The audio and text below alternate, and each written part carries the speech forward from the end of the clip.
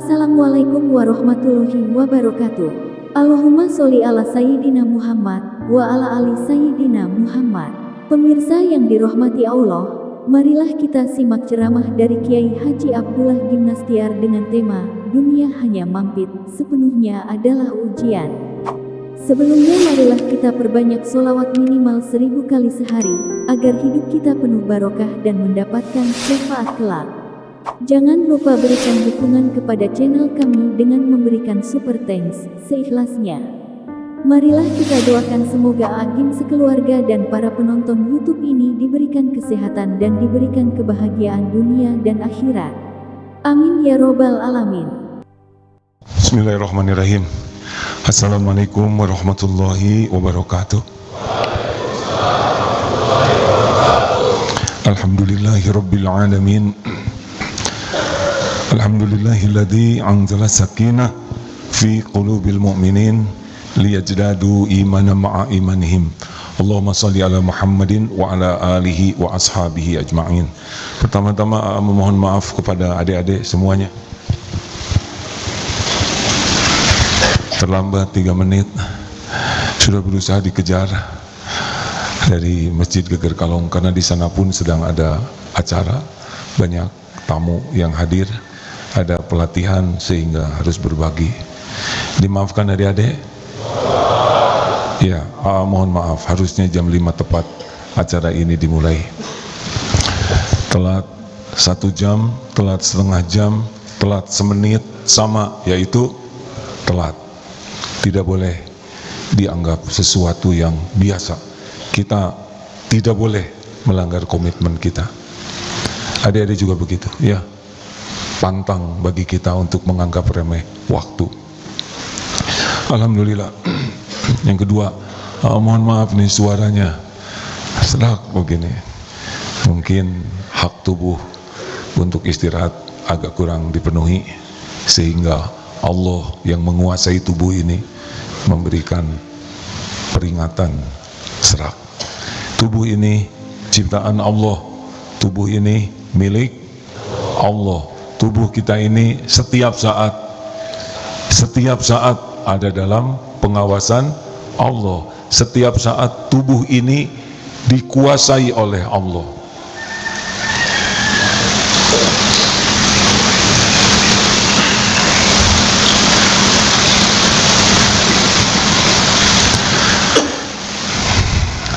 Apakah ada sesaat saja dalam hidup ini kita lepas dari kekuasaan Allah? Mana jawabannya adik-adik? Apakah pernah ada sesaat saja tubuh ini lepas dari pengawasan Allah? Kita coba ulangi ya. Tubuh ini ciptaan siapa? Tubuh kita ini sesungguhnya milik siapa? Benar. Tubuh ini ciptaan Allah. Tubuh ini milik Allah. Milik kita bukan tubuh ini.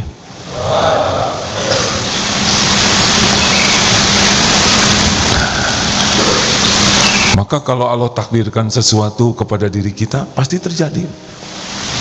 Kalau ini milik saya, lehernya, tenggorokannya, tidak usah pakai serak begini. Tapi karena ini milik Allah, Allah berbuat apa yang dikehendakinya, dan apapun yang dikehendaki Allah bagi orang beriman pasti kebaikan. Tidak fokus.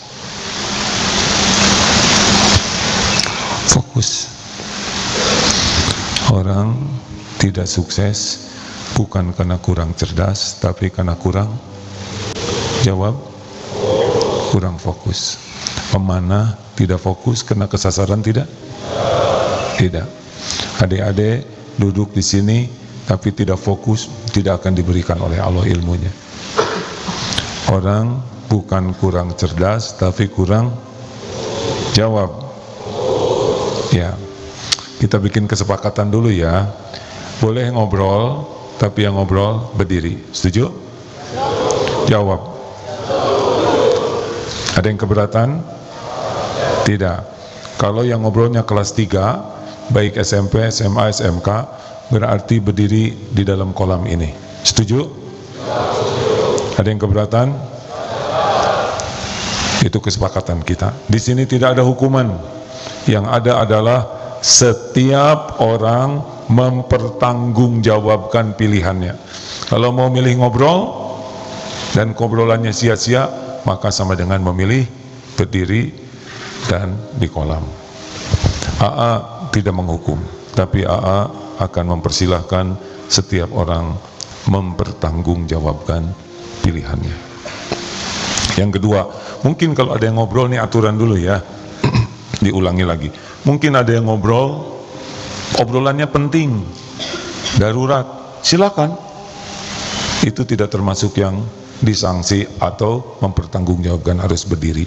Yang buruk adalah dia ngobrol dan tidak ngacung, tidak ngaku. Kalau tidak ngaku berarti dia pembohong, berarti dia pengecut, tidak boleh. Jadi kalau kita salah, ngaku saja. Paling disuruh berdiri atau masuk ke kolam, benar? Tapi kalau tidak ngaku, pengecut, memalukan. Jadi orang pengecut, aib, memalukan. Tanggung jawab saja. Ya, apa kalau kita ngaku konsekuensinya? Dianiaya? Jawab. Dikelitikin sampai ngompol? Dimarah, dimaki-maki? Tidak. Saya barusan ngobrol. Kenapa dek ngobrol? Ya barusan saya iseng ngobrol. Siap, saya salah. Saya siap bertanggung jawab. Ya paling silakan. Ada yang mau kemana? Mau ke kolam. Kenapa? Saya kelas 3. Kalau orang salah ngaku, keren tidak? Jawab. Kita hormat tidak? Respect tidak? Jawabannya kurang mantap. Respect tidak? Bandingkan dengan yang tidak ngaku. Dia bikin salah, dia diam aja. Pengecut bukan? Memalukan tidak? Aib. Apalagi kita lelaki. Tidak ada lelaki pengecut. Memalukan. Siapapun yang berbuat harus berani bertanggung jawab. Siap santri? Baik. Kita kembali ke pokok bahasan ya. Adik-adik ingin sukses? Sukses itu apa? Mana suaranya? Sukses itu apa? Masuk surga, itu sukses. Dunia ini adalah tempat ujian. Dunia ini hanya mampir. Dunia ini sepenuhnya ujian. Dunia ini hanya mampir. Bukan di sini tempat kita yang sesungguhnya. Jadi jangan habis-habisan untuk ngejar dunia sampai lupa akhirat. Tidak. Bagi kita, goal kita yang utama masuk surga, berjumpa dengan Allah Subhanahu wa taala, pencipta kita, Tuhan kita, berjumpa dengan Rasulullah sallallahu alaihi wasallam, dengan para sahabat, kita berkumpul di surga dengan ibu, bapa, keluarga, adik, kakak, sebanyak-banyak hamba Allah. Itulah yang harus terus ada dalam pikiran kita. Dunia hanya mampir, sepenuhnya adalah ujian. Dihina, ujian. Dipuji, tidak punya uang, banyak uang, sakit, sehat, bagus. Hidup ini adalah bagaimana lulus ujian dunia, bagaimana cara menyikapi ujian hidup ini supaya ujian hidup ini senantiasa ditolong oleh Allah. Kuncinya adalah jadi ahli takwa. Jadi di dunia ini ujian, tapi ada orang yang ditolong terus oleh Allah menghadapi ujian. Bedanya ujian sekolah dengan ujian hidup. Tunggu dulu. Boleh minum? Maaf ya, di ruangan ini cuma satu gelasnya. Bismillahirrahmanirrahim. Kucing minum, monyet minum, kita minum. Apa yang membedakan? Cara minum, niatnya. Kucing minum karena, monyet minum karena, kita minum sebagai ibadah. Apa syarat ibadah? Syarat amal soleh 2. 1 niat, 2 cara. saya niat minum, semoga air ini bisa menguatkan tubuh, menyehatkan tubuh untuk bisa mengabdi ke Allah. Caranya, 1, pakai tangan kanan. 2, usahakan duduk. Bolehkah minum sambil berdiri? Boleh, tetapi yang terbaik sambil duduk. Jadi jangan menyalahkan, menghina orang kalau ada satu saat orang minum sambil berdiri. Mungkin beliau belum tahu ilmunya, mungkin beliau kakinya susah ditekuk ya, mungkin keadaan tidak memungkinkan. Pernah juga diriwayatkan minum sambil berdiri, tapi keutamaannya sambil duduk. Pakai tangan, bolehkah pakai tangan kiri? Kalau yang tidak ada tangan kanan gimana? Nah, kecuali darurat, tidak ada lagi tangan, utamakan tangan kanan. Lalu bagaimana kalau mau minum? Dilihat dulu apa yang mau diminumnya. Jangan-jangan tidak ada airnya, jangan-jangan ada kodok di sini. Dilihat lalu bismillahirrahmanirrahim. Alhamdulillah. Sunnahnya 3 tegukan. Barusan 1 teguk. Kalau sebelum minum bismillah dengan menyebut nama Allah, minum airnya, kemudian sesudah minum alhamdulillah. Air yang masuk ini diapit oleh 2 asma Allah, 2 menyebut nama Allah. Insya Allah barokah, airnya mengalir dan akan membuat tubuh ini bisa lebih mudah berbuat kebaikan. Karena kan Allah menyediakan air supaya tubuh ini bisa berbuat ibadah. Benar? Maka kalau minum, bismillahirrahmanirrahim. Alhamdulillah. Bismillah. Alhamdulillah. Masya Allah. Beda dengan gelegok, gelegok, gelegok. Tidak jadi amal dan mudah bagi Allah dibuat kesegrek. Kenapa, Dek?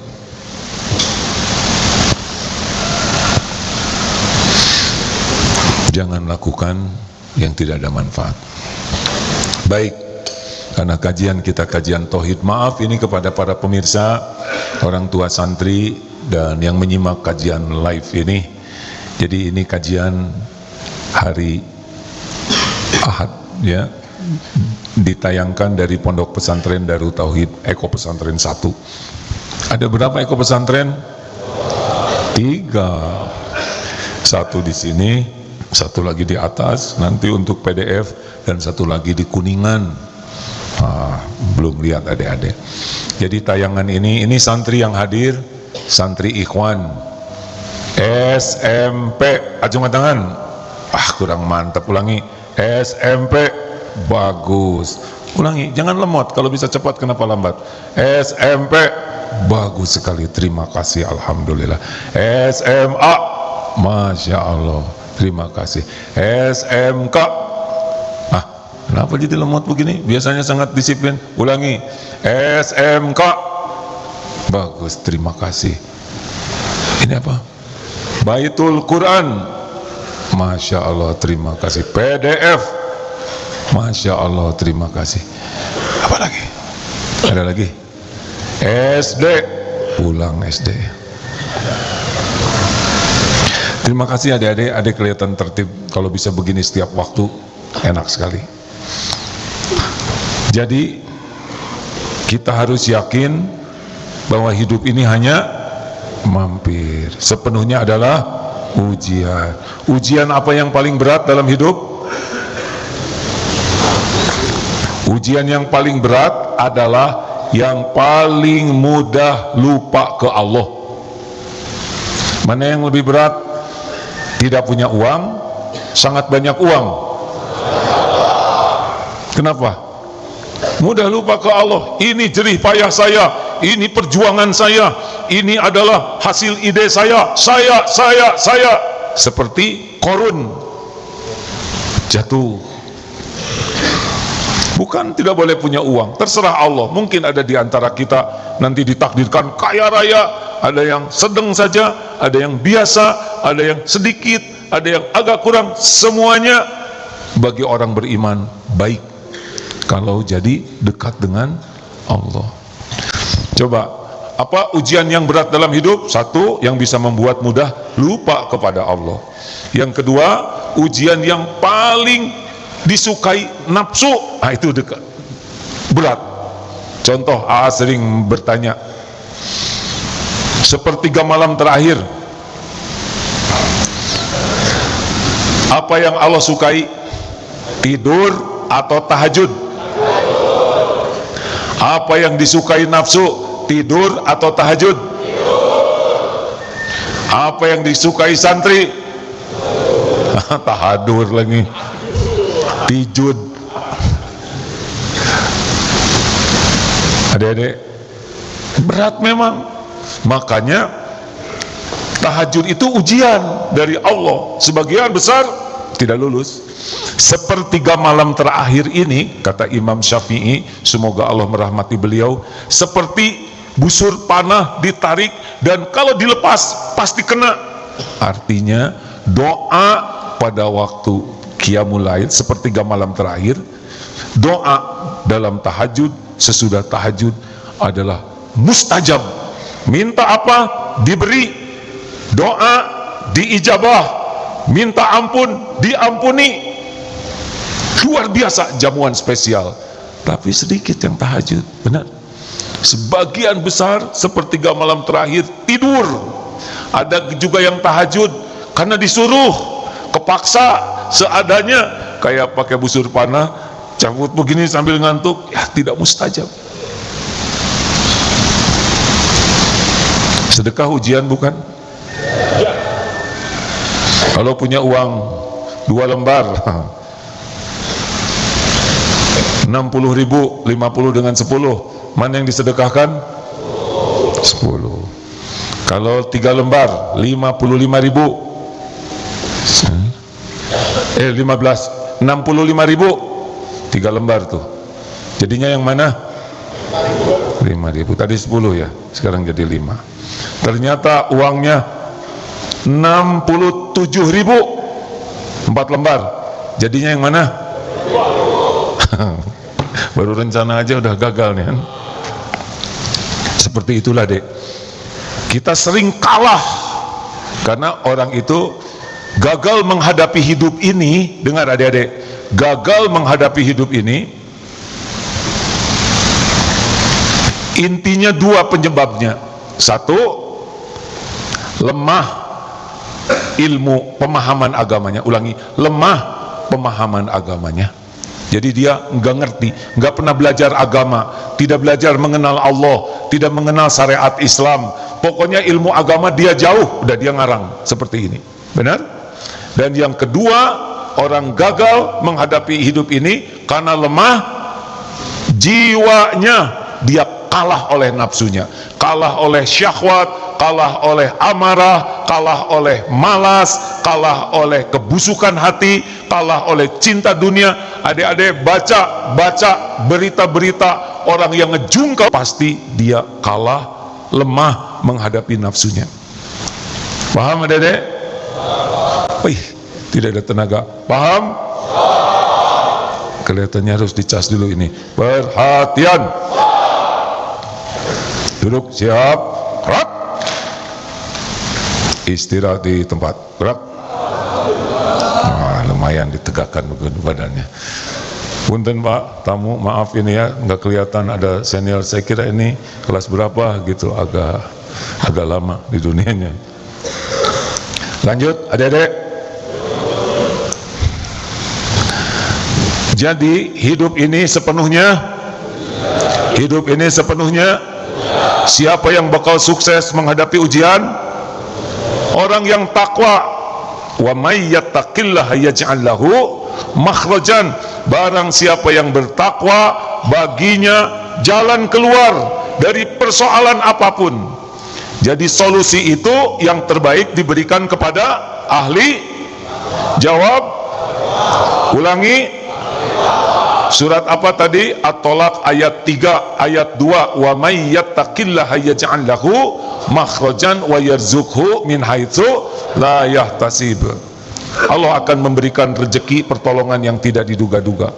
Makanya jangan takut menghadapi persoalan hidup ini. Jangan takut menghadapi masa depan. Takutlah tidak ditolong oleh Allah. Katanya nanti masa depan akan terjadi era teknologi yang luar biasa. Sekarang ChatGPT saja, AI, begitu cerdasnya, melampaui. Jangan takut, semuanya ciptaan Allah. Kalau kita disukai Allah, Allah akan memberikan yang terbaik bagi kita. Jangan takut menghadapi persoalan hidup. Takutlah jauh dari pertolongan Allah. Kalau Allah bikin mudah, mudah tidak? Jawab. Kalau Allah tidak menolong, mudah tidak? Tidak bisa. Baca surat Yunus 107. A'udzubillahi minasyaitonirrajim. Wa iyamsaskallahu bidurrin fala kashifalahu illahu. Sekiranya Allah menimpakan kemudaratan padamu, tidak ada yang bisa menghilangkan kemudaratan kecuali Allah. Dia Allah. Jadi jangan takut, mau masalah ekonomi, masalah politik, masalah teknologi, apapun yang akan kita hadapi, Allah Maha Tahu. Allah penguasa segala-galanya, Allah penentu segala-galanya, Allah Maha Baik, Allah Maha Penyayang. Tidak akan mengecewakan orang-orang yang beriman. Jadi senjata menghadapi persoalan apapun dalam hidup ini adalah takwa. Jelas? Al-Hujurat ayat 13. Inna akramakum indallahi atqakum. Sesungguhnya yang paling mulia di sisimu, di sisi Allah adalah orang yang paling takwa. Nah, supaya takwa kuncinya dua tadi. Satu, selalu berusaha paham agama, dan yang kedua, melakukan apa yang Allah sukai dan meninggalkan apa yang tidak Allah sukai. Gitu hidup sederhana.